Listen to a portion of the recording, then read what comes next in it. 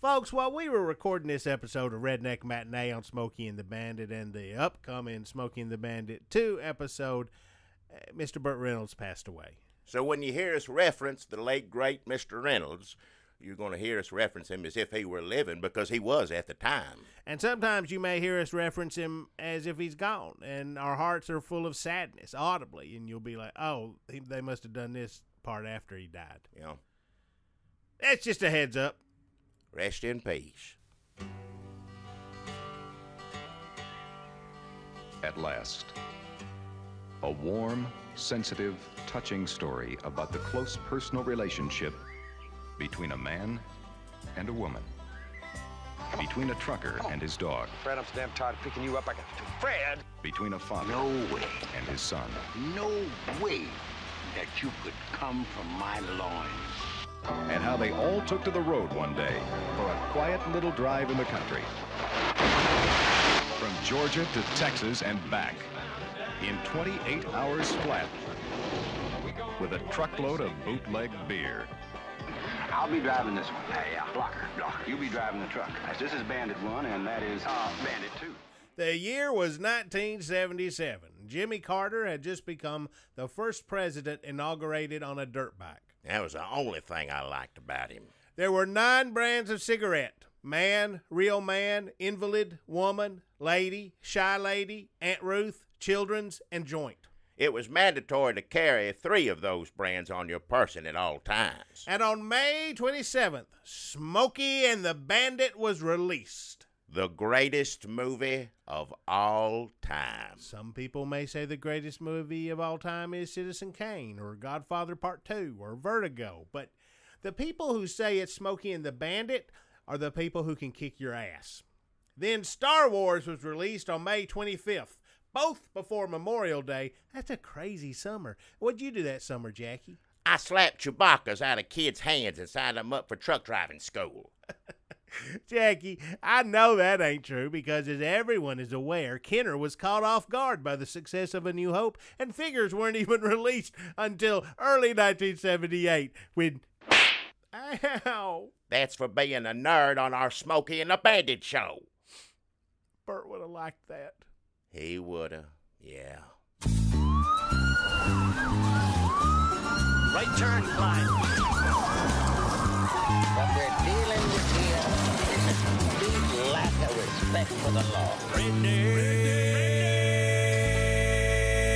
Matinee.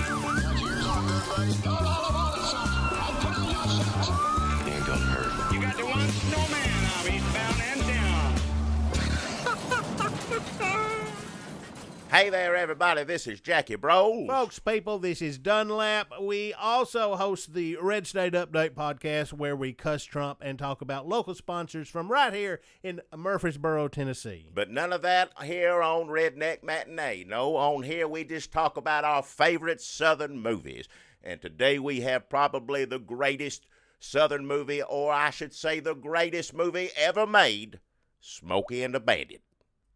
And in honor of the greatest movie ever made, Jackie, and in honor of the plot about bootlegging Coors from Texas back to Atlanta, GA, I brought us a couple of Coors here, Jackie, and I thought you might like to sip on these while we do this. I don't like Like in Coors. tribute to No, I don't. I don't Smokey like and the Coors. Bandit. I don't like Coors beer. Never have. What's I the matter don't with care. Coors beer? I don't care for it. I mean, It's just like, imagine it's 1977. I and didn't like it in 1977. I don't like it now. I always drank Budweiser when I drank. I didn't like Coors beer. What I if still don't like Burt Reynolds showed up with a truck full of this that he just hauled all the way from Texas at Big Enos Burdett's request, and you gonna be like, I don't like it, I don't like it. All right. We wasting like 5 minutes of All podcast right, just time. give it here. It's gonna taste delicious, Yeah, we'll see about that. golden and.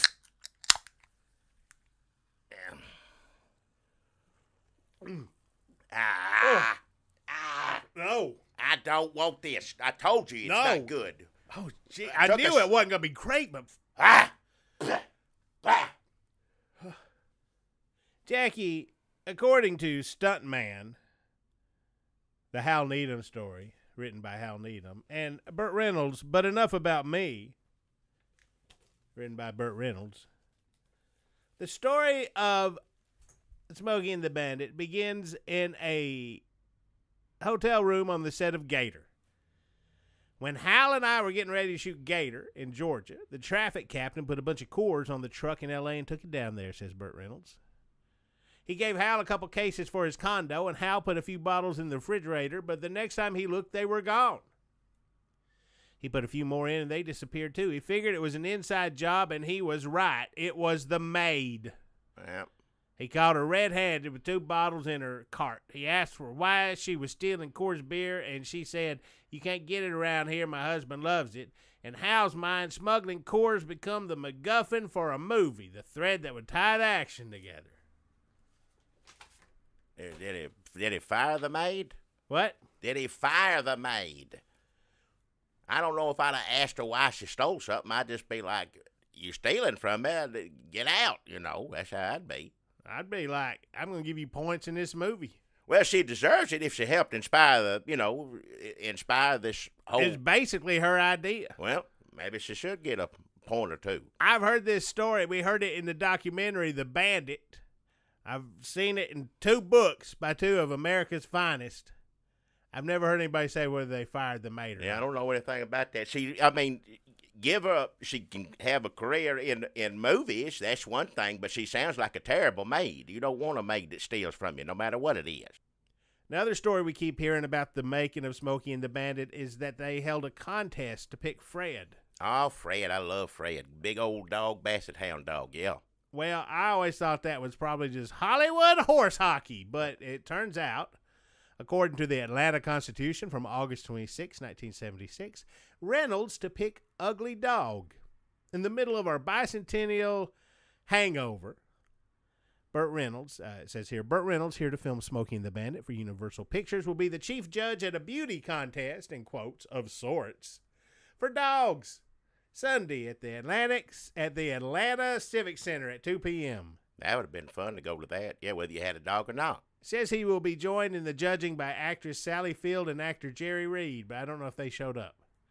Says he's looking for the dumbest, ugliest, most lethargic male dog in the Southeast. Well, that's sexist. Did we ever see Fred's underside to tell that he was a male? He was a male dog, yeah. There's a few scenes where he's up on the dash and you can see.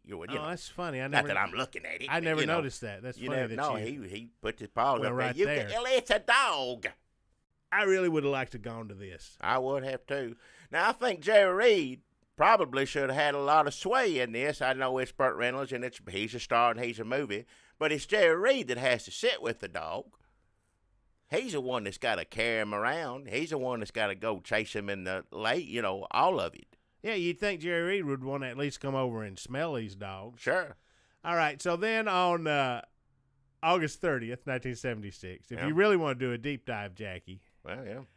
Dog Day Afternoon, the headline reads in the Atlanta Constitution. Burt Reynolds meets Happy, the winning entry. Is that Fred's real name? Fred's real name is Happy. Yeah. Happy is the property of John McCullough, who puts the dog's age at 2. Actress Sally Field, who will star with Reynolds in the movie to be filmed in and around Atlanta over the next 6 weeks, did most of the preliminary judging. She and Hal Needham, Burt's stuntman, who will direct the film, no wonder he had a chip on his shoulder, eliminated all but 10 dogs. Burt took over there. Yeah, I'll go down there and sort it out. Get it down to about 10, and I'll pick one out. I ain't going to spend the whole damn afternoon down there. No, but I'll get Emmy winner Sally Field and my stuntman. That's my stuntman. He's going to direct the thing for me. Jackie, speaking of directing, I have a passage I'd like to read to you from Burt Reynolds' 1994 autobiography, My Life. Oh, please do. Well, Burt Reynolds says, Jackie, that Sally Field was shocked that even Gleason, the great one, took my suggestions. Of course, Jackie was brilliant on his own, he says. Is it confusing when I say Jackie and I'm talking about Jackie Gleason and I'm talking to you, Jackie Broles? I think I can suss my way through it, but... What about the listener? That I can't speak on behalf of anybody listen to this. Hal worked lightning quick. He's talking about his best friend and roommate, Hal Needham, working lightning quick all over Georgia. Sally rode back to the hotel with me, acting as if she just figured out a big secret. They were talking about how fast Hal Needham works. You're directing this movie, aren't you? She asked. This is Burt Reynolds talking about Sally Field, talking about his best friend and director of Smokey and the Bandit, Hal Needham. No, I'm suggesting, I said. Yes, but we're all taking the suggestions, she said. Okay, well, I'm sort of with the actors, and Hal takes care of everything else. Why? No reason, she said. Like everyone in Hollywood, I'm just trying to figure out why you are who you are. You don't like that? Well, not when she's saying it to him and they're alone. No. TV Tarzan has fans convinced he's a swinger.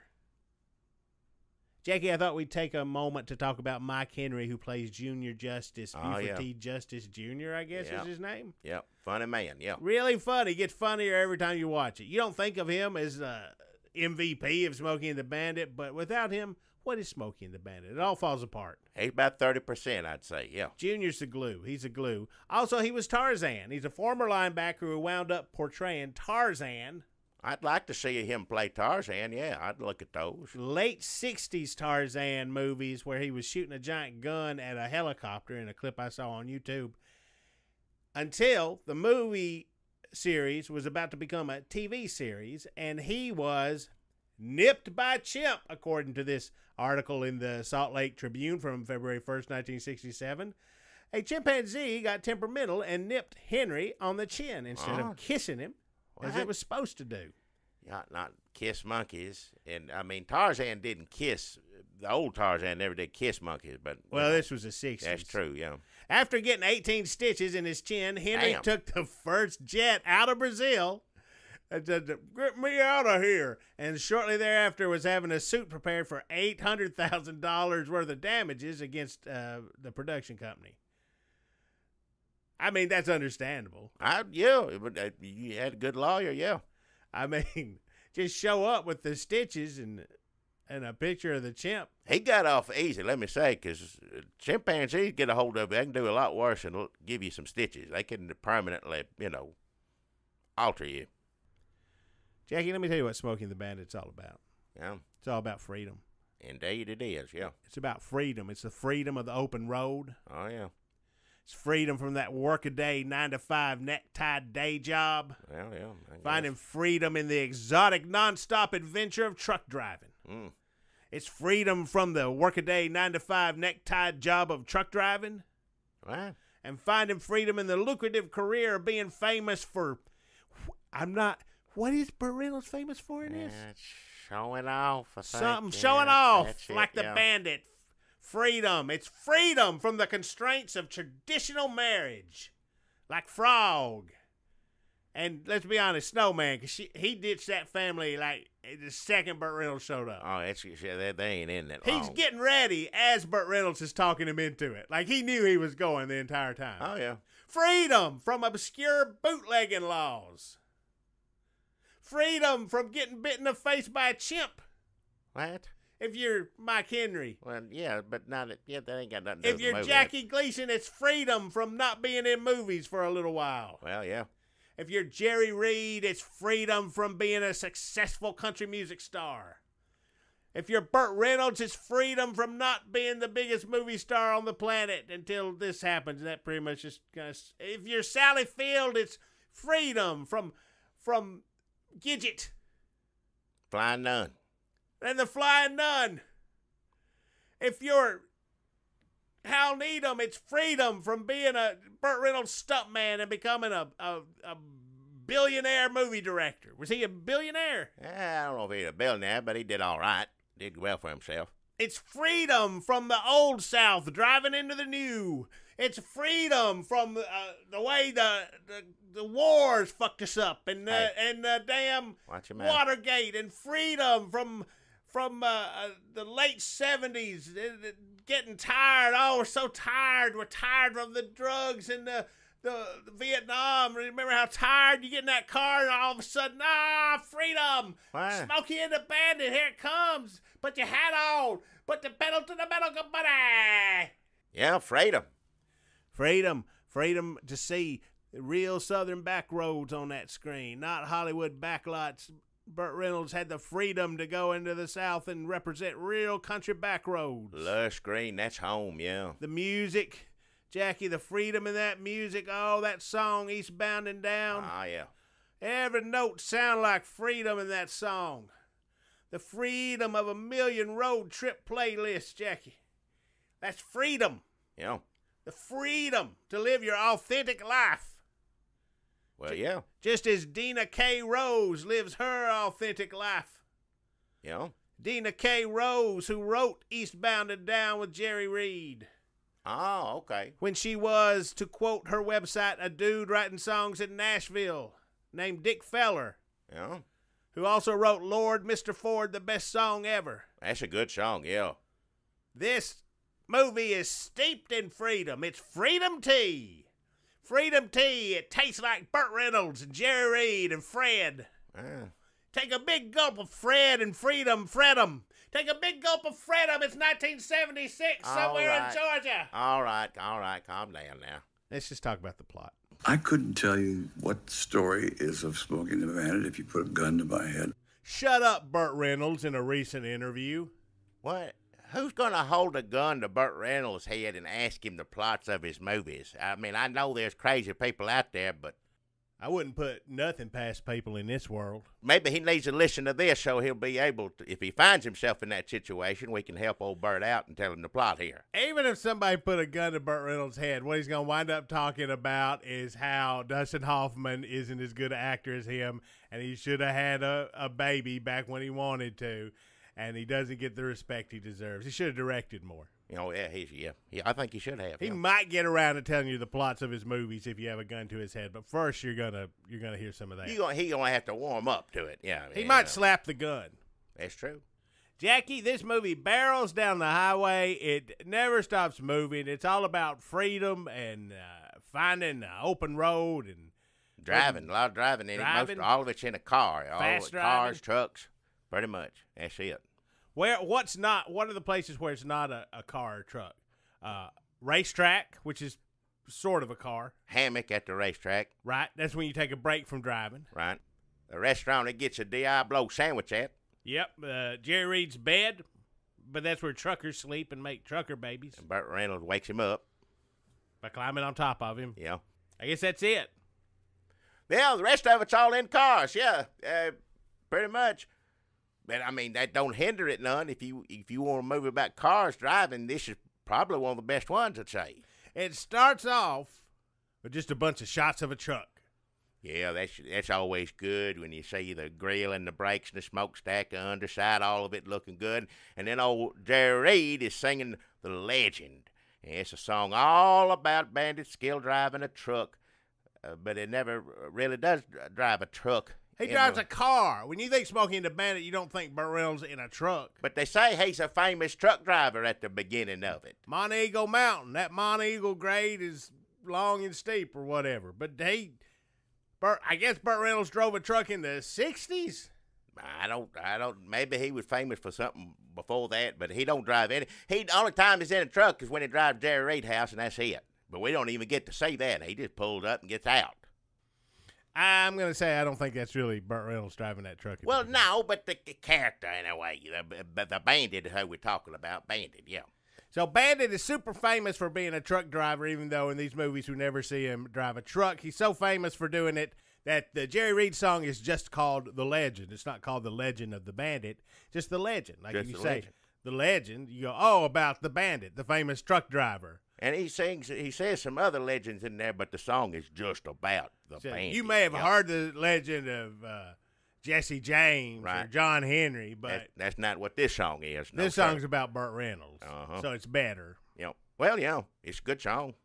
Well, after we see all this nice parts of this truck, looks real good, shiny, looking good up there on the movie screen, then we got this scene that kind of sets the story up, but not Now, I mean, you don't know that's what it is when you're watching it. Like, what the hell? But we see these people, you know, police pull over this gentleman with a trucker, opens the door, and, of course, there's a whole bunch of Coors Beer.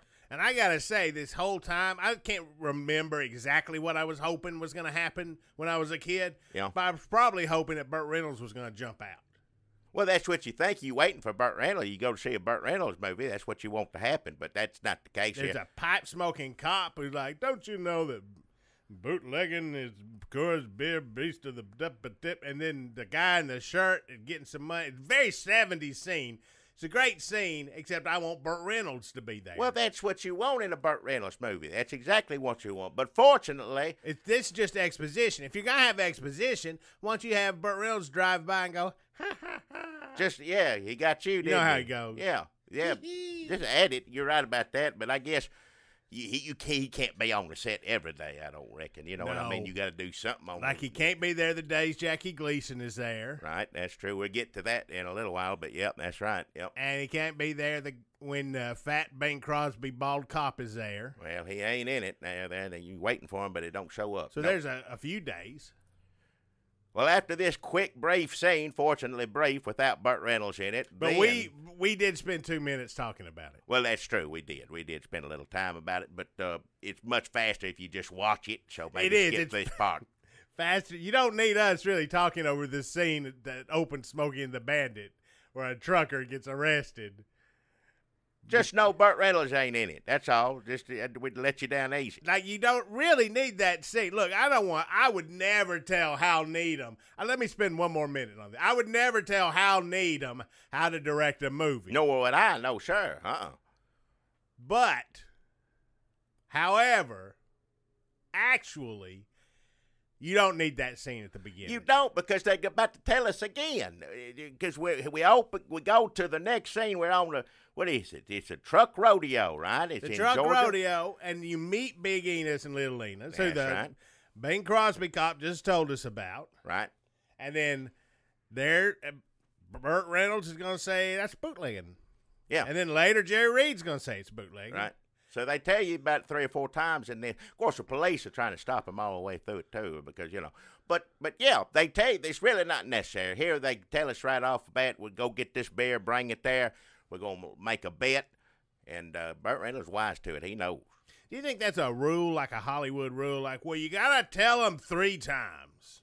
I guess it is. One boring way, then Jerry Reed, then Burt Reynolds. Well, I'll be honest, and I love this movie. I don't mean to say anything bad about it, but this is one of those movies where you could be sitting there watching, hanging on every word, and at some point lean over to your friends. Where are they going now? And, you know, it's okay. It's one of those movies where, we'll figure it out. And they're pretty much just going in a straight line and back. Yeah, they're just on the road. I mean, they get a few detours here and there, but for the most part, we're in the car driving.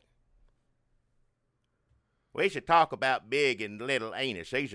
These are characters that will go on throughout the history of the Burt Reynolds movies, as far as our Smokey and the Bandit movies. I guess he didn't do one of them. That's Big Enos and Little Enos. If you just go by appearances in Smokey and the Bandit movies, they are more important to the franchise than Burt Reynolds. That's not true. That's a straw man thing I just said. I know. It's not true, but they're important. They're definitely important. They pretty much set the plots of these movies in motion. And they do in this one because they go to talk to the bandit, and they see the bandit sitting there. He's sitting there in a hammock. See, son? Old legends never die. They just lose weight. Seems like a legend and an out-of-work bum look a lot alike, Daddy.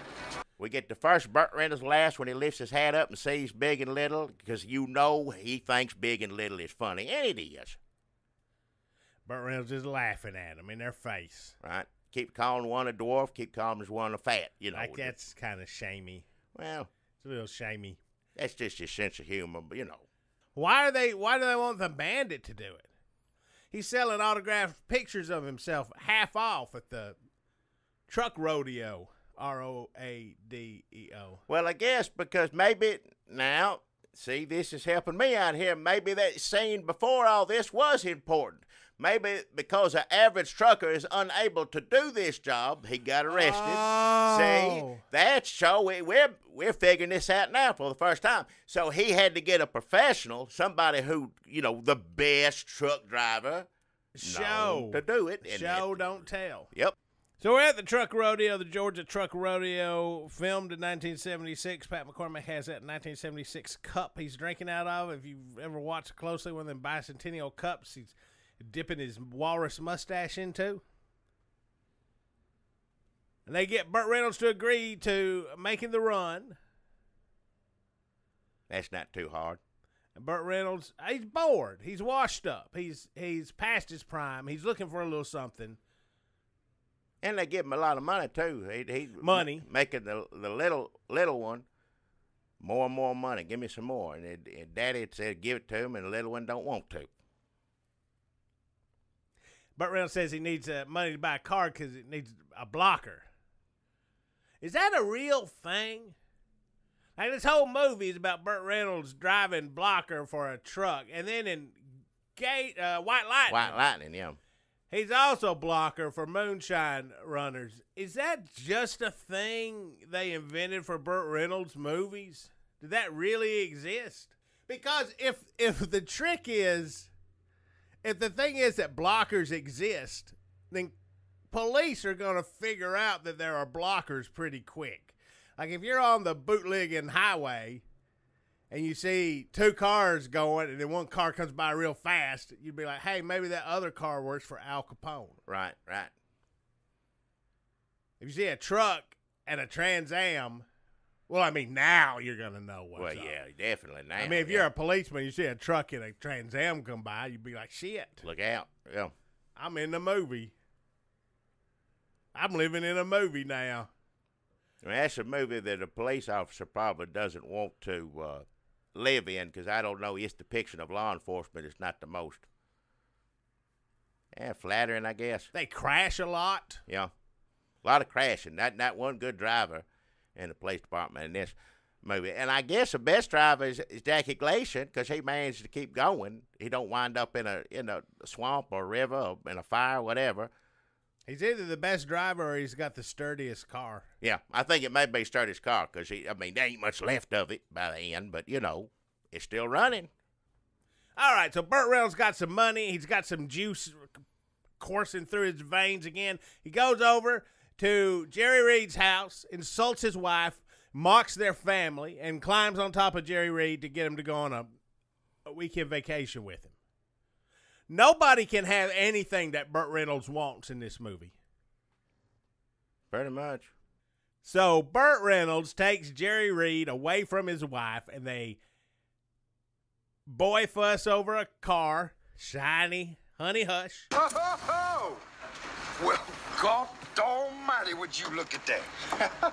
Beautiful, huh? Honey hush.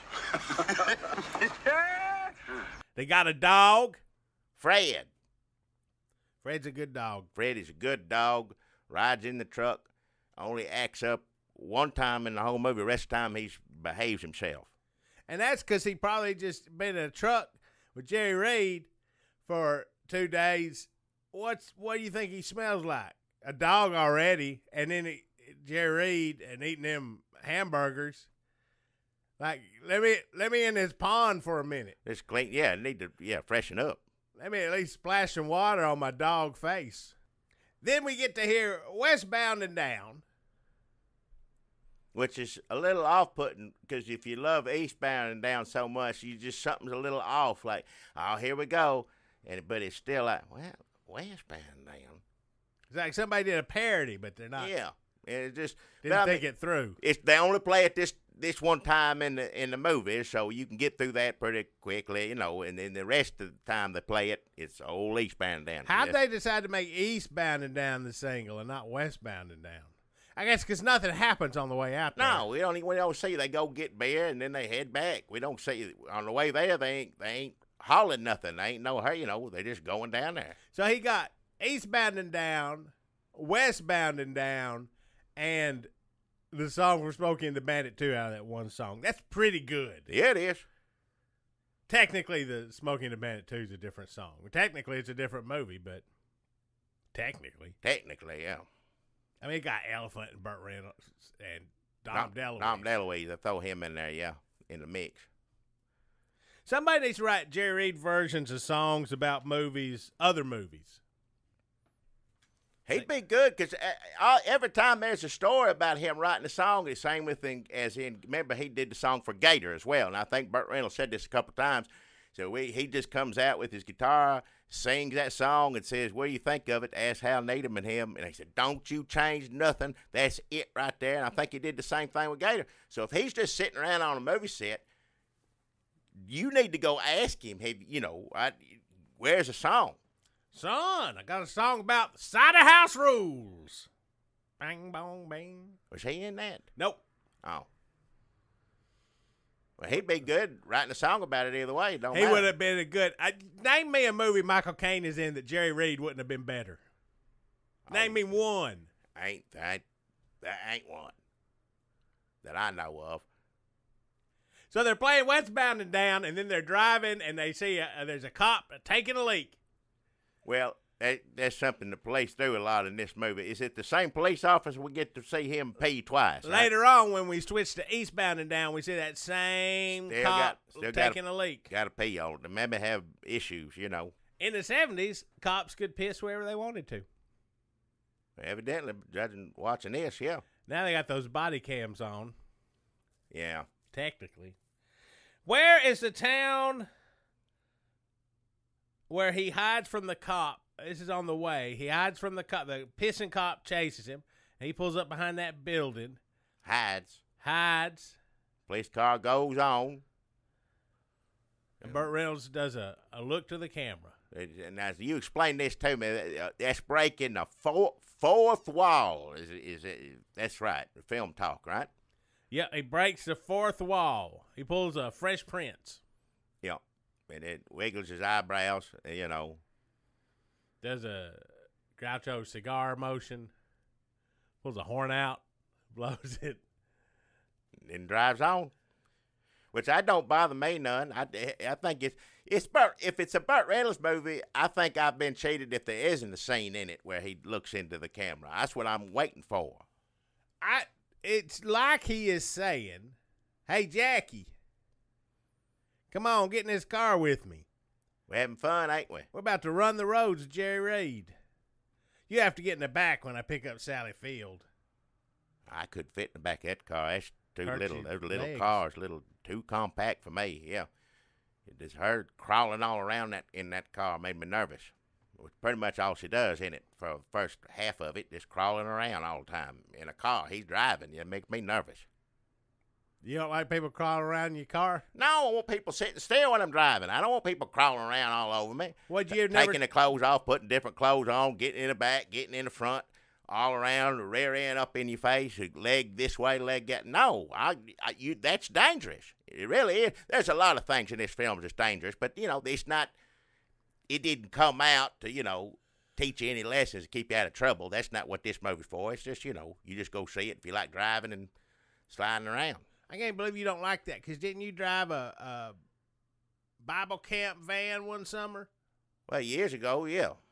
I mean, let's say you'd be used to Well, that. there's room in there, too. If you're driving a buck, there's room. If you crawl around a little bit, I ain't going to catch you. Of course, if I saw him back there, quit that crawling around. I'd holler at him and let him, know.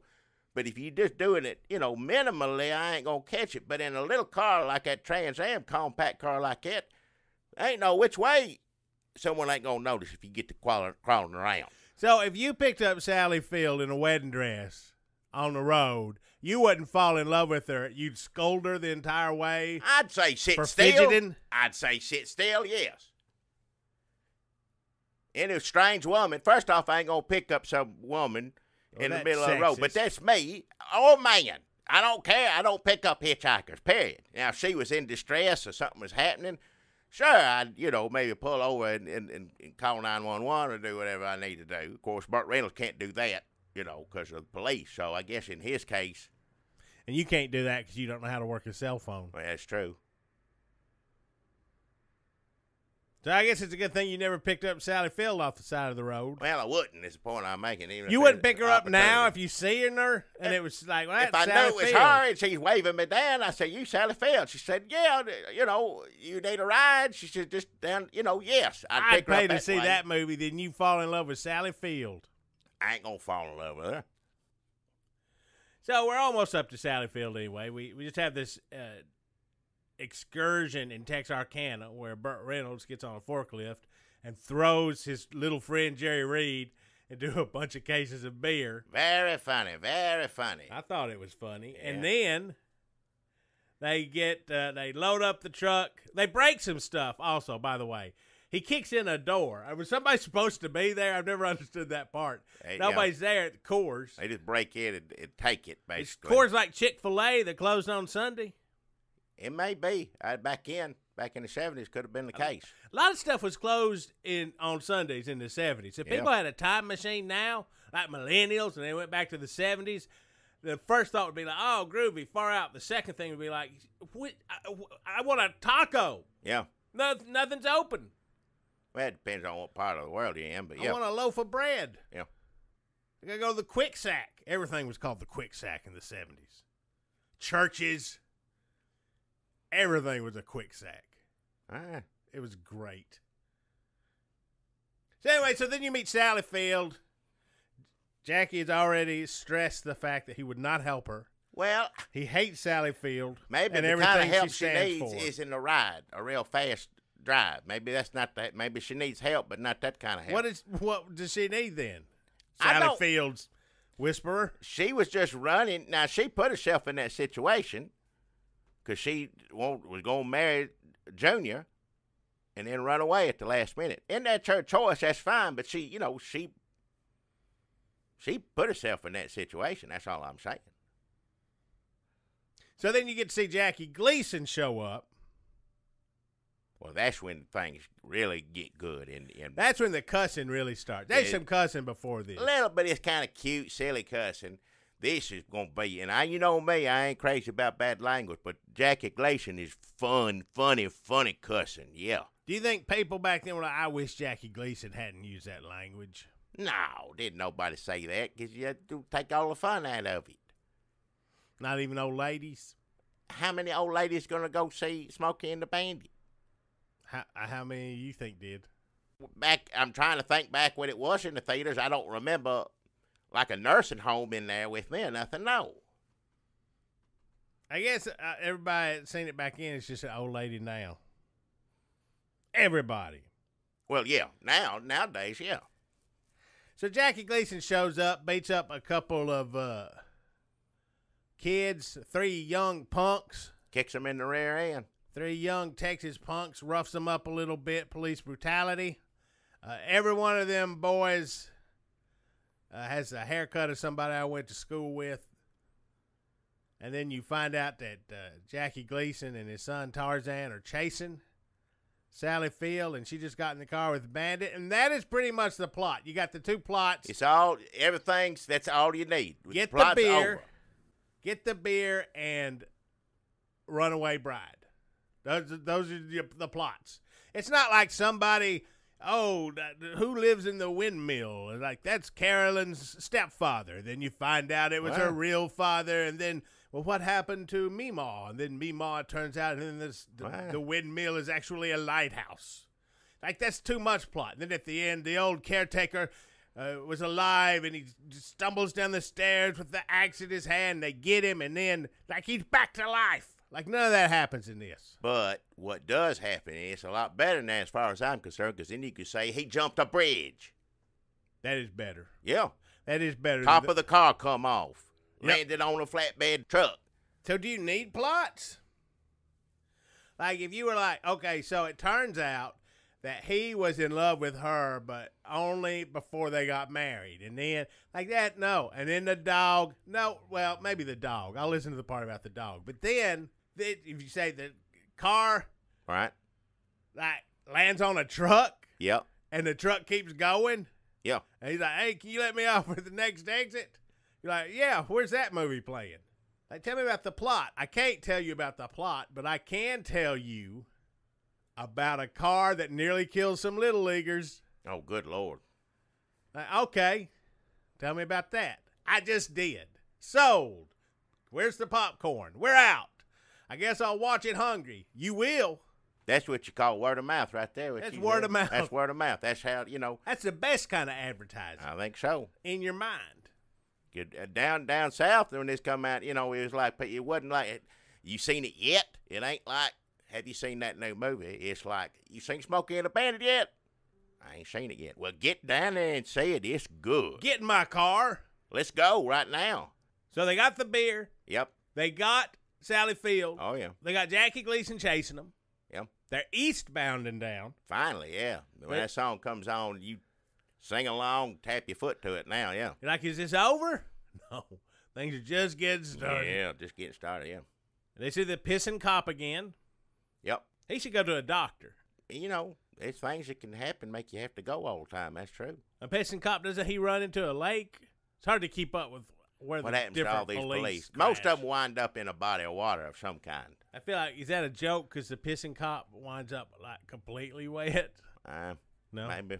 Could be. It's not a good joke. Well, no, but some of the best jokes ain't good. That's true. There's a great say.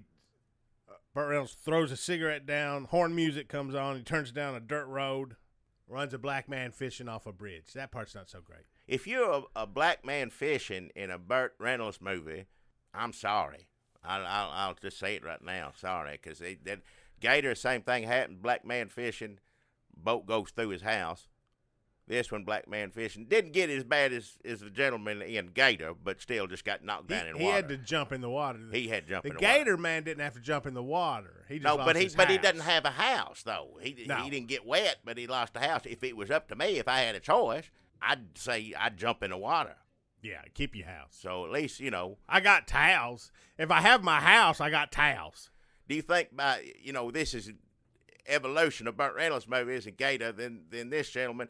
Do you think a black man fishing in a later movie, maybe Burt Reynolds just drives by and waves at him, says hi? Good luck, Wayne. I hope so. Me too. We'll have to watch them all to see. I hope that's. Are we going to do that? What, are we going to watch Stick? Yeah, I don't know if I can sit through Stick or Rent a Cop. And Jerry Reed singing, the more wheels I got, the better I like it. Is that a real song? If he's singing it, it is. It is. It is. It just become that song. All right, so 10 minutes in a car with Burt Reynolds gets you to start smoking because Sally Field tries to smoke and be cool like Burt Reynolds, like the 70s. Like she dropped in from another decade, and she's like, well, this is the 70s. Give me a cigarette. Like I said, I can't believe that maybe she was a dancer. She needed to keep her lungs pink. But I can't believe that she was on Broadway and she wasn't smoking backstage. Yeah, in the smoking 70s. Something. Yeah. But she sure don't like smoking that cigarette, but it don't stop her from doing it. No. I guess that's how everybody gets started. So here's where Smokey starts talking to the bandit. They get on that's when he's like, I'm tail grabbing your ass. Isn't that what he's saying? Yeah. Some of what Jackie Gleason says is funny, doesn't make sense, really. It's all funny, but it don't have to make sense. What is tail grabbing your ass? Is that something people say? I think it's tailgating you, but grab, it's a combination of both. Then there's a scene. There's a lot of this in the movie. There's a few times where people start improvising. You can tell Hal Needham was just like, just go, just improvise. This is a little different of a case where Sheriff Buford T. Justice says, nobody makes Sheriff Buford T. Justice look like a possum's pecker. And then his son Tarzan says, except for that time where the man, or whatever, I don't know what he says. Like, well, there was that one time. Well, except for that. Like, shut up, you. Yeah. But what was he going to say? I don't know. Nobody makes Sheriff Buford T. Justice look like a possum's pecker. Except for that your ass. Was it funnier to cut away than to hear what the time that Buford T. Justice was made out to look like a possum's pecker? I couldn't tell you. I would love to know what he was about to say. Well, I like it. But if he just came out and said it, then you wouldn't get to hear him cuss him. Shut your mouth, whatever it is. That's true. You know. I don't know if Tarzan could have really sold the story. Is that what Jackie Gleason did most of the time? Because on the honeymoon, that's what he told his wife: "Shut your mouth, bang, zoom the moon." That's all he says to his son in this one. Is that pretty much what he did? Yep. Just threaten to hit people? I mean, he's funny. I ain't saying that's a bad thing. He's funny. Jackie Gleason and Burt Reynolds, similar traits. Very similar. I think that's why they're going to run into trouble eventually here in this movie. A lot of simmering anger and resentment, the threat of a slap. The thing is, Burt Reynolds actually slaps people, and Jackie Gleason, he just mouth, Ralph Cramden was all talk. He was all talk. You shouldn't threaten anybody. Well, no, but unless it's a funny TV show, then it's okay. Oh, Sheriff Buford T. Justice is also racist, because we get to the part here where there really isn't a plot to this. And then he sees a black sheriff, and he's a racist. You sure you're out of popcorn? Yeah, let me see if we got a bag. No, we ain't got nothing. All out of food at this movie theater. So, Sheriff Buford T. Justice meets a black African-American sheriff in Arkansas, Sheriff George Branford of Gleason County, Arkansas. Hey, boy, where's Sheriff Branford? I am Sheriff Branford. Oh, yeah, for some reason or another, you sounded a little taller on radio.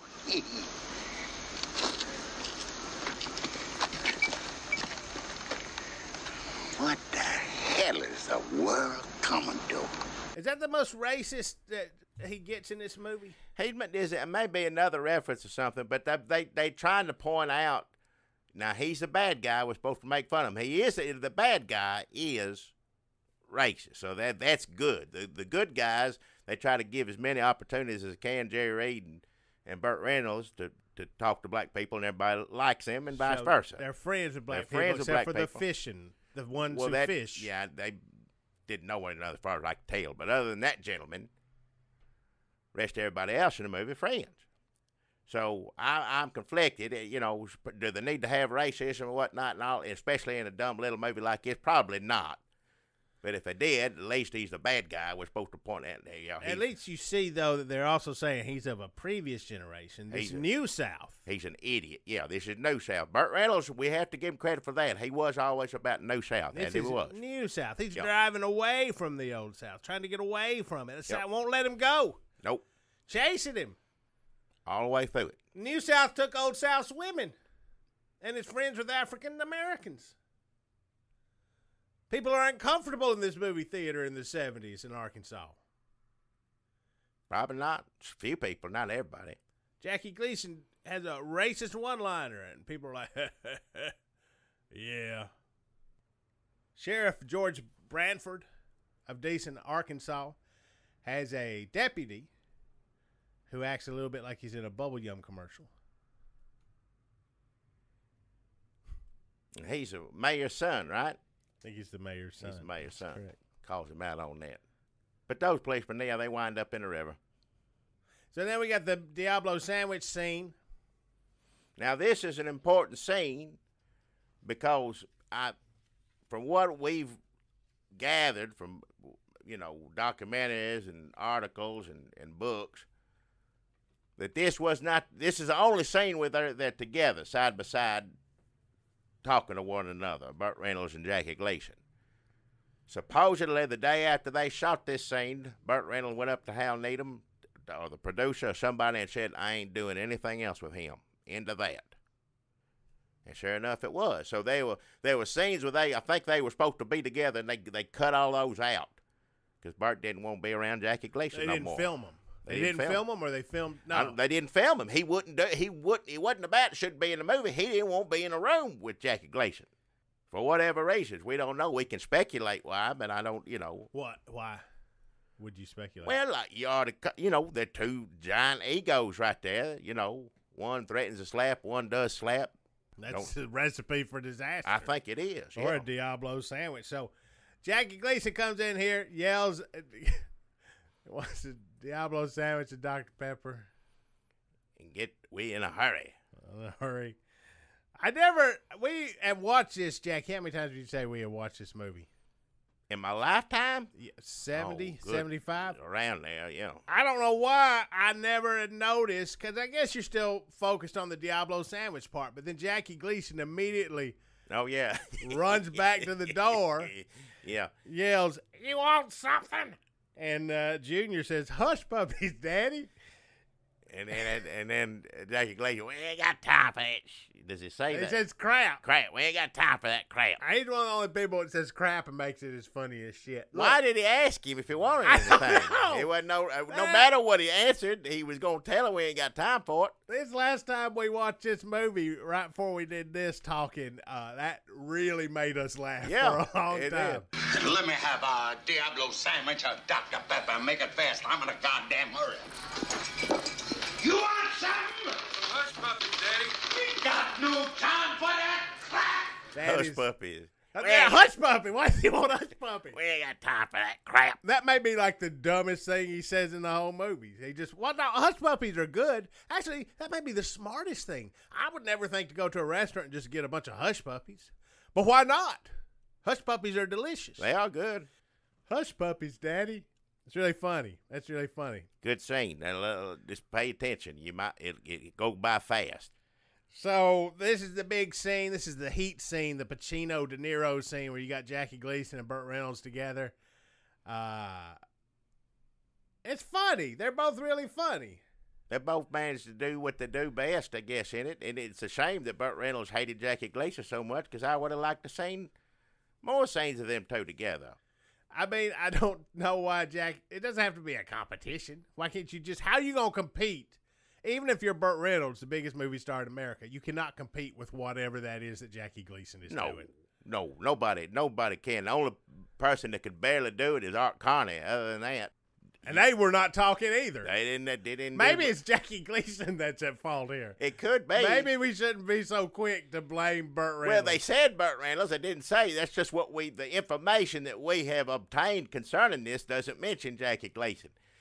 I'm sure Jackie Gleason had plenty of sway on this movie, but I'm going to guess Burt Reynolds had a lot more and said, I ain't working with him no more for whatever reasons.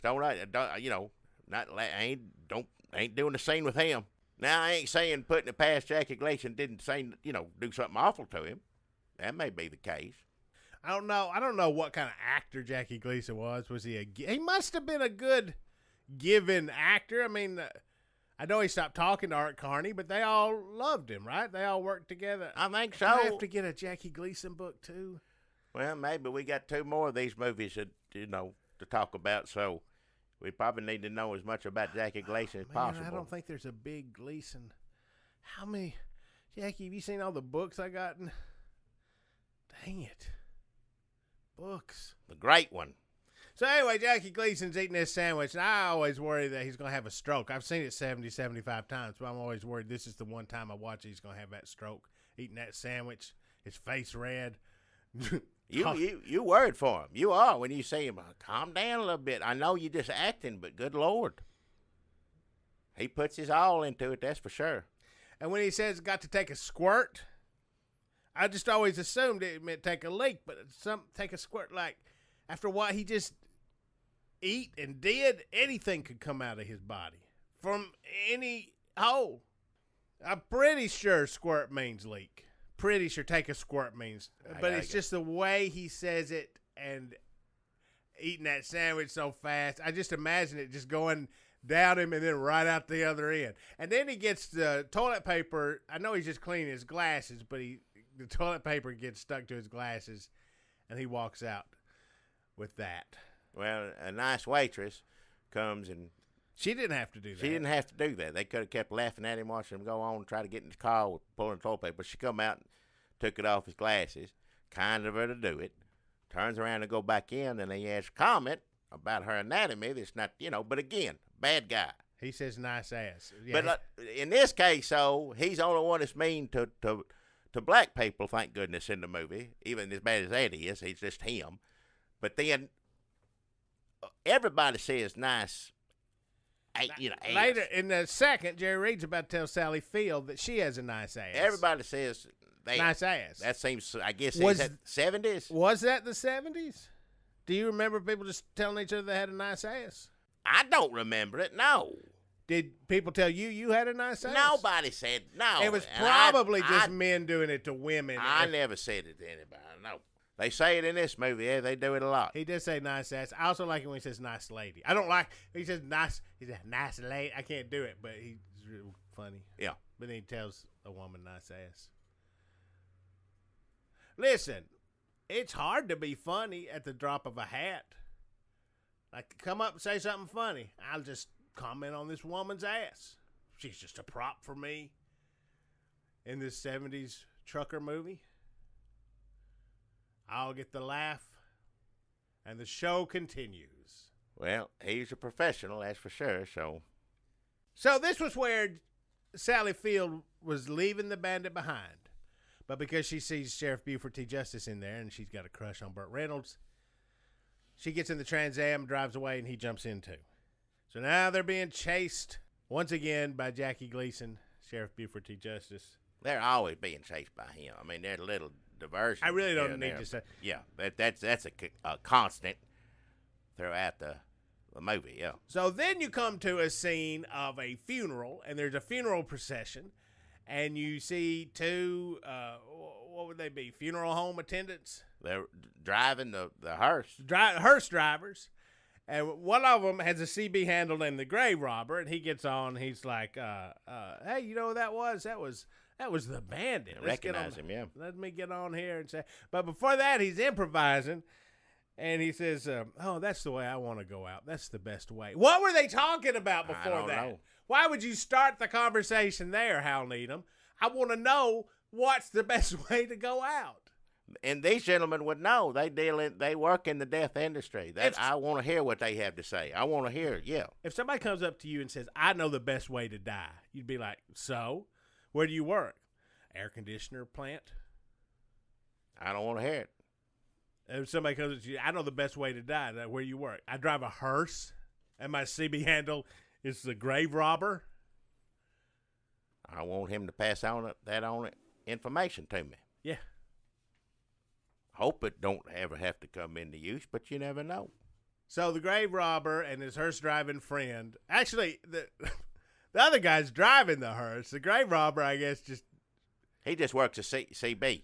He in the 70s when there was a funeral procession, everybody had their CB radio, so you got a lot of condolences just in the car on the way there. I'm running out of time. Breaker. I'm gonna turn my lights off and get out of this line, but I wish you well. Come back. Ain't no coming back from where Grandpa went. Nope. But I'll see him there someday, over. You say over on the CB? What do you say when you're done? I'm gone. I'm out. I'm out. Snowman out. Coming at you. Sorry for your loss. Come back. Did Jerry Reed invent CB talk? It seems like he did. I don't think that he did necessarily, but after he did CB talk, there's no point in anybody else doing it. It seemed like he talked CB talk before there were CBs and then after as well. Yeah. He never stopped talking CB talk. Now, if you hear his records, like before the CB craze, it still sounds like he's on the CB radio. Yeah, it does. Alabama Wild Man. I mean, he's on CB radio, yeah. Right? Or he's practicing for when it was invented. Nobody does it better. What's that movie they made? Trucking movie, Convoy? Uh-huh. Chris Christopherson. Now, he may sing a song or two, but him talking on the CB, No. Jerry Reed. Yeah. Chris Christopherson put me to sleep talking on the radio. If it's the 70s, you don't want Chris Christopherson driving a truck. We should probably just save this for the Convoy show. Yeah, we got that one coming up, so yeah, we don't want to ruin it, but we're gonna have a lot of sleepy Chris Christopherson stumbling downstairs looking for a joint jokes in the Convoy episode. What are you looking for, Chris? Got something to look forward to. I left something in my pants. You see my pants? I left a joint in them. The Chris Christopherson story. So then they, but wait, that does mean we need to watch the Jerry Reed trucking movie Highballing. I want to see it. Because it sounds like we just sold ourselves on watching it. Any movie where he's doing CB talk, which is all of his movies, and then him actually in a truck talking on a CB, even better. Highballing it is. I mean, you think it'd be cool if Snowman had his own movie. Well, he does eventually. And it's not. It's not. His character was worthy of more than that, I thought. Do you like it, though, when he makes jokes about being in Nashville? When he's like, Bandit, you're reckless and you live much too hard. I ought to be in Nashville. Oh, yeah. That's a little Fresh Prince moment right there. What is it? Oh, they nearly killed those kids at the ballpark. I guess that's in real life. This is, and it's hard to watch this after they tell you the story, because if you just watch it, you think, oh, look, that's a hell of a stunt they did there. But then when they explain to you, Hal Needham said they had it all set up, you know, and they were professional, but what they didn't take into account is that they wet the grass. Grass was hosed down. So when this car comes jumping up, this Trans Am comes jumping up and land into this little football field, children are jumping out of the way, just barely getting out of the way. You can't stop that bullet. No. And they crashed. They hurt some kids. They don't really talk about how much they hurt them kids, but they hurt some kids. People went to the hospital. We know that. But if you just watch it. It was on the news. It was on the local news. And, yeah, it's a little disconcerting knowing that people wound up. But thank God everybody, you know, all right. But if you ain't seen it yet, you need to watch the documentary, The Bandit. It was on CMT. It's on the Blu-ray of Smokey and the Bandit. Anniversary Blu-ray. And 30th anniversary Blu-ray of Smokey and the Bandit. I think you can find clips of it online, too. But you need to watch The Bandit. It's a good documentary about Hal Needham, mostly, Burt Reynolds, and mostly about Smokey and the Bandit and how they nearly killed some kids. Now, that's just a small part of it. That's just, that's not the whole thing. If you watch that documentary, though, and you get in mind about all these Hal Needham stunts, like that scene, that truck flipping over in Gator that like nearly lands on his head. Yeah. And then you see like little stunts, like when Burt Reynolds pulls up, when that cop hiding from that pissing cop, and he looks in the camera, when he pulls behind that building. That's a tight little fit. Yeah, that's he fast. barely makes that. I know it. Dangerous is what we're saying. The 70s. Very much so, yeah. It's hard for me. I mean, thank God all the children are okay, but yeah, when you see that, it's like, good God Almighty. So here's where Jerry Reed tells Sally Field she has a nice ass and then chases his dog into the water, which I guess is what he gets for having a dog. For sexually harassing Sally Field. But she don't mind it, and she likes it. Is it her choice to be put in that position? I don't know. In the movie, the character, she's like, thank you. She's not sitting around going, I wish somebody would tell me I had a nice ass. No, a man tells her she has a nice ass, and she has to react. Hey, Bandit. Nice ass. Thanks a lot. Thanks a lot. So what's she going to do? Make everybody awkward on their crazy little big Enos bet? Like, well, now I have to, if I cause a scene, it's going to be real awkward in the Trans Am. No, she has to pretend like everything's fine. She says, thank you. Something along the lines Thank you. of that. Thanks. Jerry Reed's awkward. Oh, sorry. But I guarantee you, if you offered Sally Field the choice between Jerry Reed telling her she has a nice ass or Jerry Reed keeping his mouth shut, she'd go with the second one. I would like to know that people think I have a nice ass, but I don't need them telling it to me out loud. And also, I benefit from it. Institutionalized sexism. Oh, yeah. So, Jerry Reed is fishing his dog out of the water, and Sally Field and Burt Reynolds, after a little ass talk, back by the pond, bearing their souls. Did Snowman call you a legend? Burt Reynolds says, I used to do some crazy things. Drive a truck? Like everybody I went to school with? She talks about being in a Broadway show that closed the first night. I wish they'd spend a little more time on the plot of this show. Well, that's just for them to talk and get cuddly and, get a kiss. It's just a little romantic part. What do you do? Tell me straight, she says. And he says, I just go from place to place and do what I do best. And she says, what's that? And he says, show off. And she says, yeah, you do that well. That is nonsense and great. That does not make any sense at all, and it's perfect. Yep. And this is a scene, it's always a little awkward watching Burt kiss on somebody. But it's brief, it's to the point. It may not make a lot of sense, but we understand what's going on, and then we're out of it for too long. It takes a little while. At least to get to hear Jerry Reed sing a song underneath it, so that makes it the Bandit. Makes it bearable. Yeah. Takes his hat off. Don't you ever take that hat off for anything? Sure. I take it off for one thing, and one thing only. Takes his hat off for one thing. One thing boning. Only. Well, they rewrote that. That was in the script. I take my hat off for one thing and one thing only. What's that? Boning? They didn't say that. Not as romantic. No.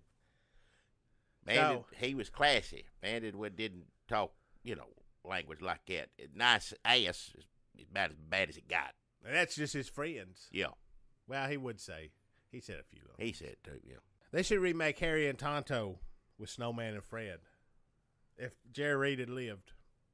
That's back Jackie Gleason again. Art Carney. Oh, yeah. Art Carney gets a cat. Jerry Reed gets a dog. Jackie Gleason gets a dumber son. Dumber than any animal. Tarzan. There's another scene of Burt Reynolds talking to a black person. He likes to sprinkle those throughout his movie. It is kind of important. I know. I was about to say Burt Reynolds is doing this just so that you know that he likes black people. Because it's the New South. But it is important. It is. At the time, now, it may look a little awkward now, and it does here and there. But him going, my man, and slapping each other 5. Yeah, a little, But that's dated, that sort of thing like that. But no, the fact that it's important to show that, black people are meaningful in these characters' lives and vice versa, that's, I think that's a good thing. It's better than not having any black people in it, I think. The gas station was black.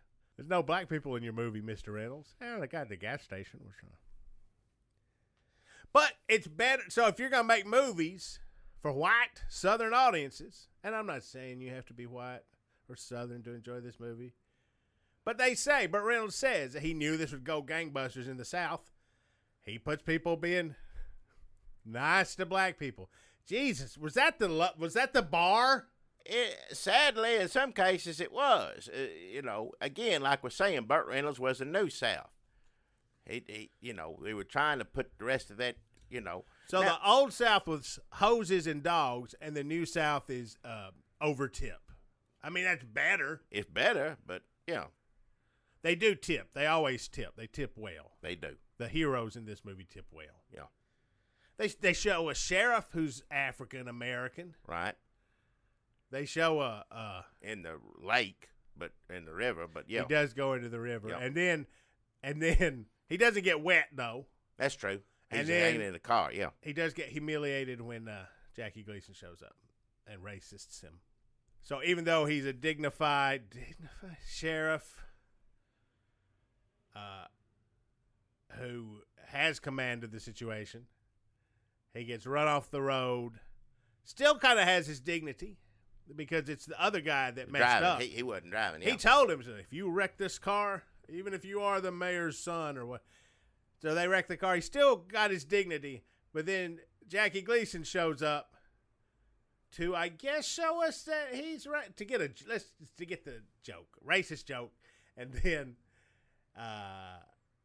just to rob whatever last little bit of dignity we gave to. But if you were a black kid in 1977 who saw Sheriff George Bradford, what did you think?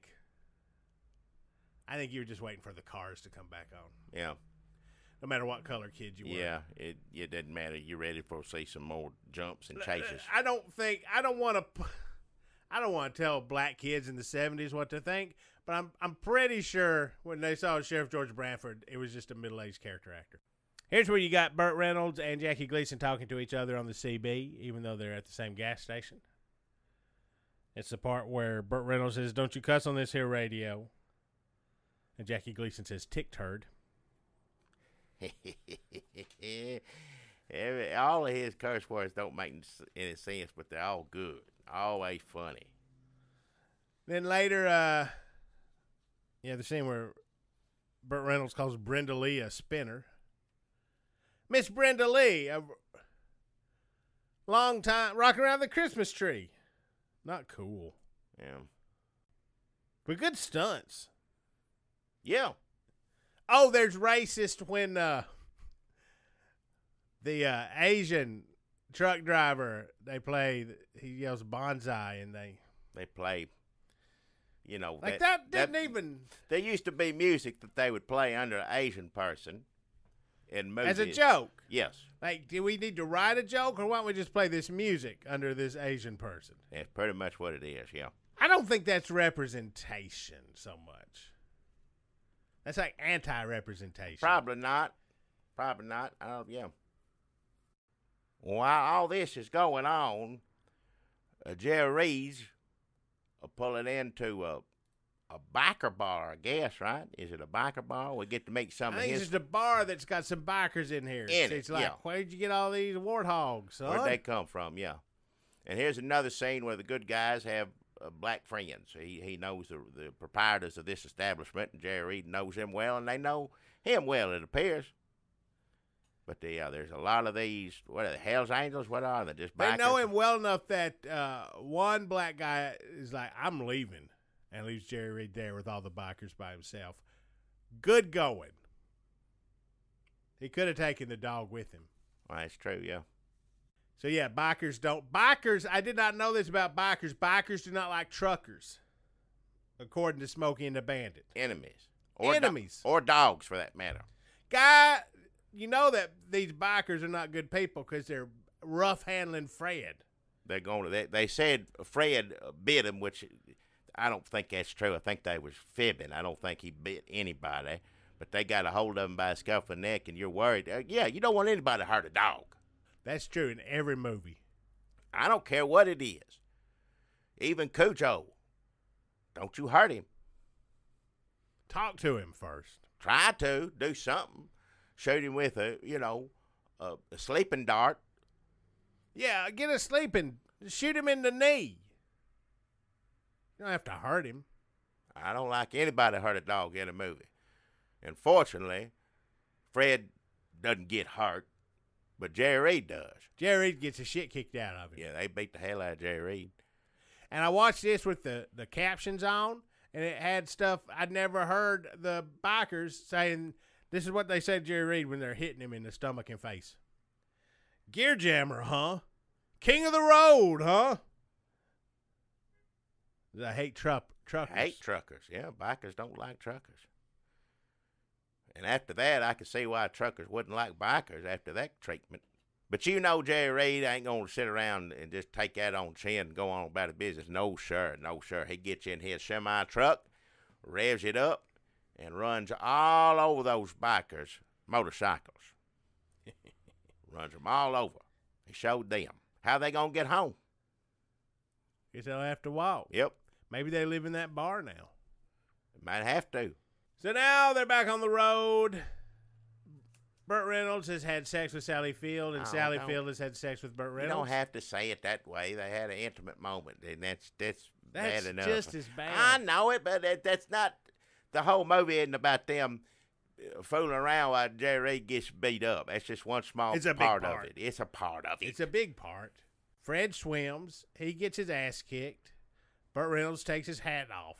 That's what leads to the romance. Poor frog. So then there's some hookers.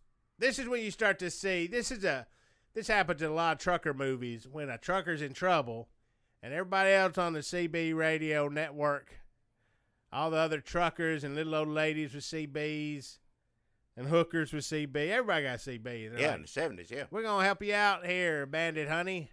And the hookers are like, we're out here doing all the cops, and you owe us one for helping you.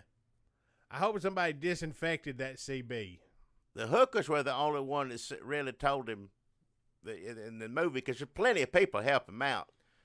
The Undertakers help him out, throughout the film, different people, but they're the only ones that tell him, you owe me one. Everybody else, don't bring it up. They're just happy to do it. But, well, ladies of the evening saying now that, capitalist society. I'm not saying it's wrong. I'm just saying everybody else evidently do it out of the kindness of their heart. I'm not saying, anything good or bad. I don't think you see any problem with asking for something in return, Oh, there's another great improv scene around here when there's two cops, and that Hal Needham was like, just improvise, just do whatever. Improvise about whatever you want.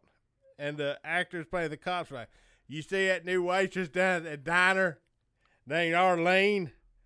I'd like to take a, want to, okay, let's cut, and let's go back and just improvise about whatever you want.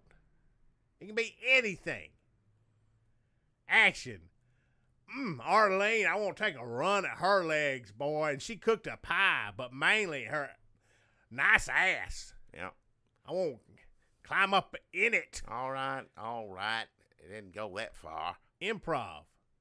So now you got these sort of like pre-OJ, go Bandit banners, people standing on the side of the road yelling, go Bandit. That's in like Sugarland Express too, right? That's the... Well, in that one, they're going to get a baby. If they're trying to get a baby, not a bear. But is that the only difference? They don't have a dog. Yeah. So Smokey and the Bandit, better movie. I'm going to say, yeah. Beer and dog. But as much as I like Burt Reynolds, there's some Burt Reynolds movie, maybe somebody else could have done it, but you couldn't replace Jerry Reed. No, sir. Nobody could. I'm not saying you could always replace Burt Reynolds. Some of them, not all of them. Some of them, White Lightning, Gator, Gleason, couldn't nobody else do it but Burt Reynolds. But the man who loved cat dancing, Ryan O'Neal. I've never seen The Survivors, but maybe somebody else could have been Jerry Reed in that. I don't know about that. If I was going to say one, it'd be that one. Well, without having seen it. I'm going to say, even if it ain't a good movie, he's good in it. Talking about Jerry Reed and Robin Williams, who would have been a good genie in Aladdin if Robin Williams couldn't have done it? Jerry Reed. That would have been the best genie. Now you rub that bottle. Son. Yep. Son. Tell me what you want. Tell me what it is you want. Tell me what it is. It's the same thing. Tell me what it is you need. Is it just because they're both doing black guys? Man, there's a lot to unpack here. That would have been the best genie, though. Jerry Reed. It would have been and those songs would have been better. A lot better, yeah. Should we just do our Smokey and the Bandit musical where they find a genie and it's Jerry Reed? I'd want to see it. I've seen Smokey and the Bandit. I need to see something a little different if I'm going to see the musical. Smokey and the Bandit, it's an Aladdin musical where Jerry Reed is the genie. And Aladdin kind of is a bandit already. Yeah. Charming rascal. Probably what you do is flying carpet race to go get some Smokey and Aladdin. So you get a flying carpet and you got to go to Texarkana to pick up some beer. Jerry Reed's the genie. I don't know who's driving the truck. That's the problem. Yeah. Hey, we're getting close to the end, Jackie. Really? You got Hot Pants. Getting on the CB, he finds Hot Pants, and I guess she hangs out at a weird drive-in where teenagers and a bunch of cars and trucks just waiting to interfere with a police chase. Sitting around waiting, yeah. Now, this would be the part in a modern movie where, like, the bandit would give up or his car, he'd get a flat. He'd have a fight with Sally Field. He'd walk away. He'd leave her out somewhere. And she'd say, what's the matter with you? He'd say, I can't do it anymore. We're not going to make it. He slams the door. And she's like, Bandit, I thought you were different. People believe in you. Yeah. Or whatever. They don't do that. No. He has like 20 seconds where he's like, we ain't going to make it, son. And Jerry Reed says, yeah, we are. End of that story. The end. And then they do. And seriously, they were like 2 minutes away. Why did he think he couldn't? He jumped a bridge. We jumped over that bridge! We did that! Did you see what we did? Yes, I did. I want to jump something else! I want to jump a house! I want to jump something! Oh, jump me. How could he not? I guess if you're going to lose your gumption, like 2 minutes away from winning is the place to do it. Like, because he really could have just coasted down a hill and then kind of won. Yeah. So they drive into the truck rodeo, which is still going on. 2 days later. No, it's Southern Classic. They make it to the Southern Classic. Yeah. I don't know what the difference is. I don't either, but that's what it says. It looked a lot like the truck rodeo. And he got old Big Enos and Little Enos. Still big and little, still funny. What if they flipped and little was big and big was little? That wouldn't make no sense. What you Genie. Oh, no, that was my imaginary one. What? I thought maybe if the genie flipped them. Oh, yeah. I'm going to rearrange you boys. The whole song about rearrange. Well, big was little and little was big. All I'm going to be thinking now about is Aladdin with Jerry Reed as a genie. That's I can't. I need to focus on. We're almost done with this.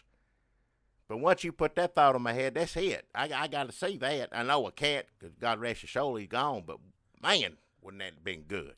Everybody who starred in The Survivors is no longer with us. That's right. Old Robin Williams gone. Walter Matthau, Jerry Reed. How have I not seen that? So, Jerry Reed says, Burt Reynolds, snap out of it. I'm going to introduce him to Cletus Snow, and he drives that truck right into the Southern Classic where Big and Little Enos say, you win. And then they say, we need a car to get out of here because there's a bunch of smokies on our tail. And they say, take our giant red Cadillac, and they get in it, and then Little Enos says, hey, how about double or nothing? Double or nothing. They just can't resist. Or Big Enos says, one of the Enoses. Little Enos said double or nothing, I think. Well, he definitely says a clam chowder. Yeah. They want him to go this time, get up to Boston and back. How long did they say to do it? It's like 19 hours. 19 hours. To Boston and back. I wouldn't put it past them to figure out a way to do it, but that's tough. Coming from where they're coming from, Atlanta, Georgia, up to Boston and back, 19 hours. I don't think it's. I don't know. Technically possible. I don't. Yeah. But maybe they done it. Somebody should have made. That should have been the Smokey and the Bandit 2, by the way. It really should have. Smokey and the Bandit 2 probably shouldn't have been whatever it is it came out to be, but it would have been much better if it was just them in that convertible riding up to get some clown chowder. Instead, we get Elephant, which sounds good, and Dom DeLuise, which is, pretty good. And listen, we don't want to ruin that for you. We're going to talk about that soon. That's coming up. We're just going to leave you with them driving off to Boston. Jackie Gleason going, I don't get you son of a bitch. I can't do it, but it doesn't even sound like words. It's kind of amazing. It's impressive. The more I watch Jackie Gleason in this. Every time I watch this again, I'm more and more impressed with him. Of course, he's, like I say, the great one. He's always good, but he gets a little better every time I watch it. It's kind of insane.